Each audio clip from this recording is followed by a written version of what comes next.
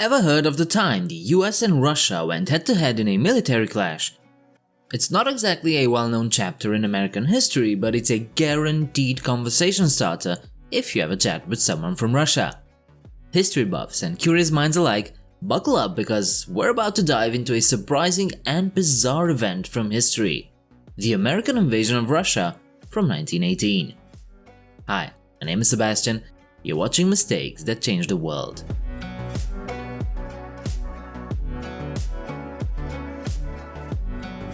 So let's rewind a bit. Back in 1917, Russia took a big turn. The new Bolshevik government led by Lenin basically threw in the towel with Germany and peaced out of World War I. Now, this wasn't exactly music to the ears of the Allies. That's, by the way, the team that was fighting against Germany and Austria-Hungary. Why was Russia's capitulation a problem? Because with Russia out, nearly 70 German divisions were suddenly freed up. Imagine a massive army no longer stuck on the horrid Eastern Front.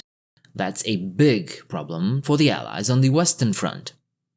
President Woodrow Wilson, the leader of the US at the time, figured something had to be done. Ideally, he wanted to replace the Bolsheviks with a Russian government that would rejoin the war effort on the Allied side. But here's the catch. Russia was a total mess at this point. A civil war was raging between the Bolsheviks' Red Army and the White Guards, the opposing Russian force. Plus, there were other armed groups fighting everyone else. Basically, chaos reigned. And so, in this crazy situation, the US decided to send troops to Russia. By any account, this was a full-on invasion. But this wasn't exactly a well-oiled operation. Leading the charge was Major General William Graves. He wasn't exactly thrilled about his last mission, guarding San Francisco from a potential German attack that never came. But this Russia situation, yeah, totally different ballgame. However, his superiors gave him a curveball. General Graves wasn't given a clear mission statement. Instead, he got a vague note mentioning things like overthrowing the Bolsheviks and, oddly enough, avoiding conflict. It was basically a to-do list, but with no instructions. The final pep talk came from the Secretary of War, delivered at a train station in Kansas, and it went something like, "Good luck, General, and may God be with you." Seriously, that was it. So, with a vague mission and practically no heavy artillery, General Graves headed to San Francisco, rounded up 9,000 mostly inexperienced troops, and set sail for Russia. The US claimed their reason for sending a troop was a noble one: to help evacuate the Czechoslovak Legion. These guys, some 30,000 of them, were in a bit of a pickle. They were originally from Czechoslovakia, the Czech Republic and Slovakia of today, and had deserted the Austrian army to fight alongside Russia against Germany. This was the Tsarist Empire we're talking about, not the Soviet mess. But with Russia out of the war, the Czech Legion was now stranded and unemployed. The plan was for them to head along the Trans-Siberian Railway, a massive train line that stretches across Russia all the way to Vladivostok, a port city on the Kamchatka Peninsula. But as you can imagine, getting the Czechoslovak Legion all the way to Vladivostok wouldn't be easy. Russia was in chaos, and the journey would take them through territory controlled by both the Red Army and the White Guards. So, General Graves and his troops finally reached Vladivostok in Russia's far east. But guess what? They weren't the only ones there. Turns out the British and French also sent over 1,000 soldiers each, supposedly with the same goal: helping the Czech Legion. Oh, and there were also 72,000 heavily armed Japanese soldiers hanging around. Unlike the others, the Japanese weren't exactly shy about their motives. They were eyeing up Siberia like a juicy steak, looking to claim some land for themselves. Remember, during World War I, Japan was on the Allied side, fighting alongside the US, Britain, and France. But with the war over, alliances were getting a little fuzzy. This whole situation in Vladivostok was a recipe for international tension, or so you'd think. To make things even more interesting, there were over 15,000 Cossack cavalrymen roaming around, along with a bunch of other White Guard soldiers. Basically, Vladivostok was a crowded and chaotic place filled with troops from several countries, all with their own agendas. Now, about those Czechoslovak soldiers the US came to rescue, turns out they might not have needed saving after all.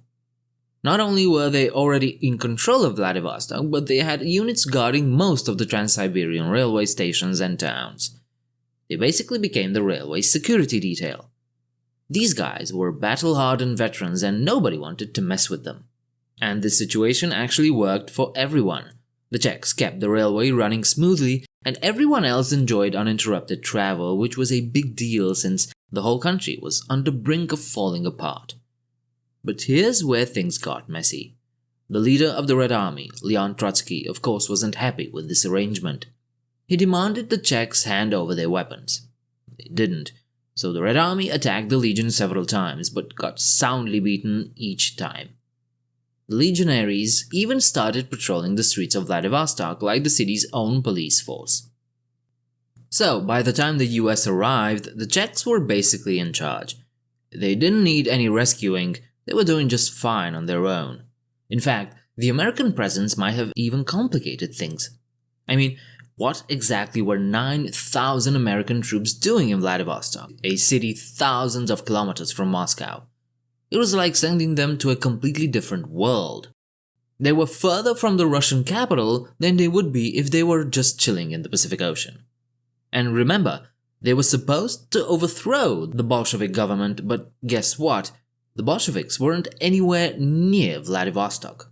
And let's not forget the tiny detail that they weren't allowed to actually fight anyone while overthrowing this government that spanned a massive country with millions of people. Basically, General Graves and his men were stuck in a bizarre situation, to say the least.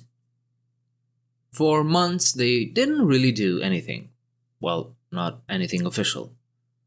Let's just say the local bars and brothels probably saw a lot more action than the battlefield. After months of twiddling their thumbs, the Americans finally got a taste of action. Sort of. Remember those Cossack cavalrymen we mentioned earlier? Well, they weren't exactly thrilled with the American presence. After some US soldiers started patrolling sections of the railway, there were a few tense standoffs with the local Cossack leaders. Meanwhile, the Czechoslovak Legion, the whole reason the US came in the first place, decided it was time to go home. They gathered their troops in Vladivostok and boarded French ships bound for Europe. This left General Graves and his men all alone in a city they didn't understand, with a mission that no longer made sense. World War I was over, and the whole overthrowing the Bolshevik government thing suddenly seemed ridiculous. Despite all that, the Americans stayed put in Russia for over a year. Finally, in November 1919, they followed the lead of the British and French and hightailed it back to the States. The American invasion of Russia wasn't exactly a glorious chapter in history, and it wasn't bloodless either. They lost a total of 137 soldiers, some killed by Cossack snipers or bandits, others to accidents, diseases, and, well, a lot of sexually transmitted infections. This whole operation was a confusing mess, and it left a mark on US-Russia relations for years to come. So, what can we learn from this bizarre episode in history? The truth is, there never was a clear goal for sending American troops to Russia, and keeping them there for over a year after the war ended was totally pointless. General Graves' whole expedition basically amounted to boosting Vladivostok's nightlife and seriously ticking off the Bolsheviks. They couldn't believe the US waltzed in and occupied their biggest Pacific port city. On the bright side, if you can call it that, this bizarre episode definitely didn't help relations between Western countries and the newly formed communist government. It planted a seed of distrust that would linger for many decades to come. But hey, at least it makes for a pretty wild story, right? What other surprising historical events do you guys think deserve more attention? Let me know in the comments downstairs. Don't forget to like and subscribe for more stories of pivotal moments and domino effects in history. Do remember that there's a Patreon page if you feel like helping this channel out. I'd like to thank my long-standing patrons Dan and Lawrence Neal for their continued support. In the meantime, as always, I do hope to see you next time. Bye.